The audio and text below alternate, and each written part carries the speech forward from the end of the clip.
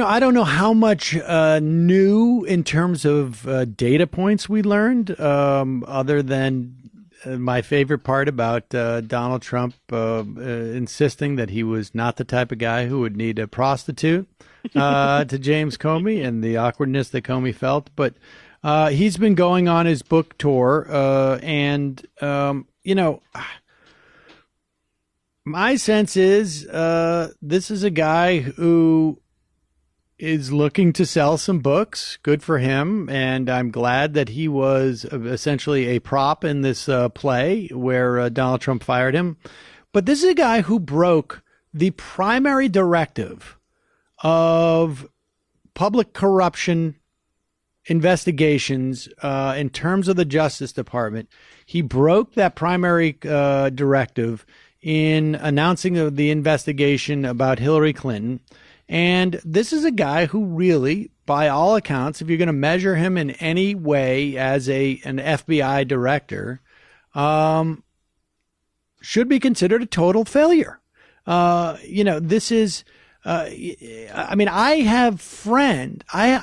know people who literally sat in an auditorium and James Comey told them during their orientation for a U.S. attorney, because they, obviously there's subsidiary U.S. attorneys around the country. What we never do is want to be involved in affecting the outcome of an election.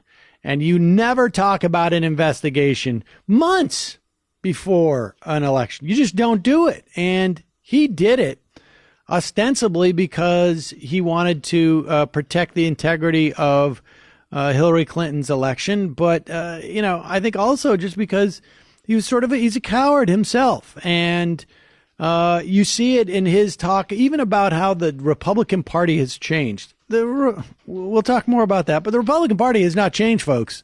This is not Donald Trump was not, beamed from another planet and all of a sudden showed up and had some type of special elixir.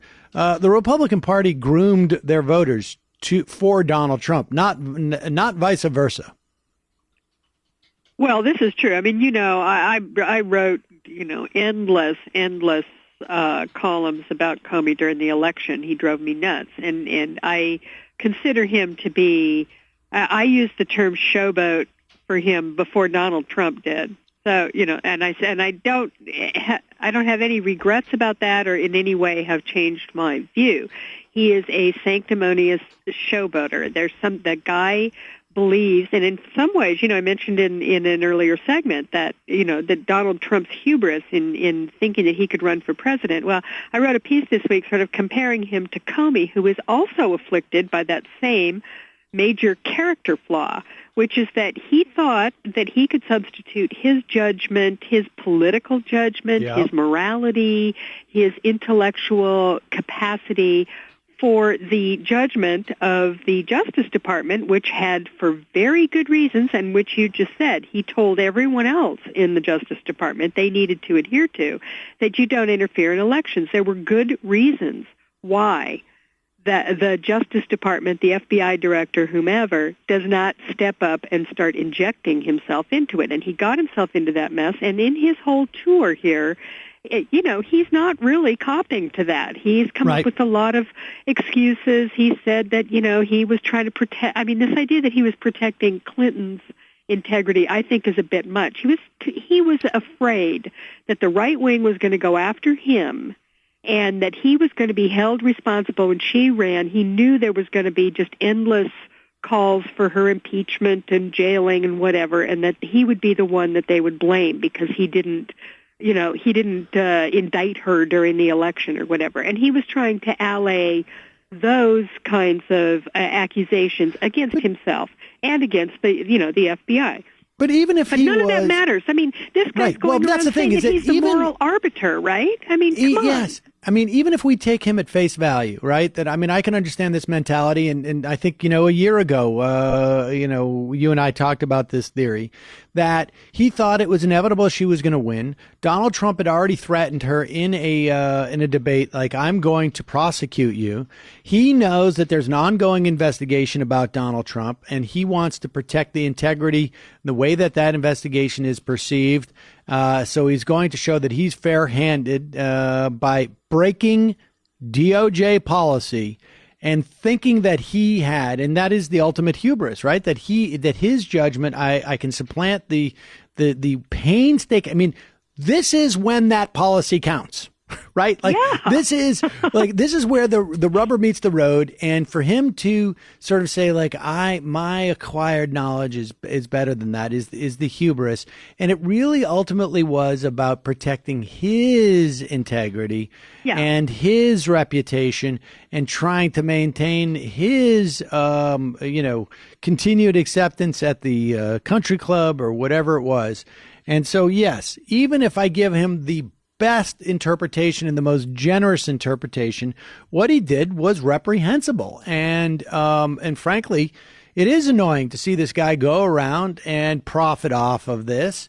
And then, the sanctimonious stuff about how the Republican Party has left me, short of, and someone corrected me today about this, I was going to say short of like the tariffs that Trump has issued. It turns out that George W. Bush, issued some Chinese tariffs too in 2004 or whatever it was, in 2005. There is no daylight between Donald Trump's vision for America and the Republican Party's vision for America. The only difference is that Donald Trump is rude. But everything else is pure and pure Republicanism. And for him to pretend like the Republican Party has left me, maybe because they did a website called Lyin Comey. But, and for that, maybe that would be a good reason for me to leave a party. But I wouldn't make it about the Republicans have changed at all. No, the Republicans are exactly who they have always been. It just so happens that you now have the ability to see it because they're writing a website calling you Lyin Comey. Well, that's absolutely true. And of course, we're talking about policy there. And I do think that Trump has done something that other Republicans haven't done. He's exploded all of these norms and rules of how a president communicates, what he says, how he makes decisions, the structure of the presidency. It's all performative and about decorum, but there's from a policy standpoint, there's nothing else. I mean, I think he's made the rest of the world very nervous because he is a person who they do not understand. But Comey's argument is that the Republican Party has left him, and frankly, the Republican Party. This is who the Republican Party is. Donald Trump is not some type of aberration. He is the natural product of years of grooming the Republican base. And, Mitt Romney, who James Comey. The Republican base is with him. They are with him. They are sticking with him. That base, that 40%, 35 to 40% of people. It doesn't matter what Donald Trump does because and in fact, the performative aspect of it is what they love about him. That's the good part. The policy is completely irrelevant. 80% of Republicans still support Donald Trump. And Mitt Romney, who James Comey went out of his way to praise, I remind everybody, Mitt Romney, 4.5 years ago, 6 years ago, flew to New York to get Donald Trump's imprimatur and blessing when it came time for him to be the Republican nominee in 2012. So the idea that somehow this is some type of new Republican Party, no. It's just that they made a website saying you're a liar. All right, we're going to take a quick break. We'll be right back with more. I'm Sam Seder. This is Ring of Fire Radio.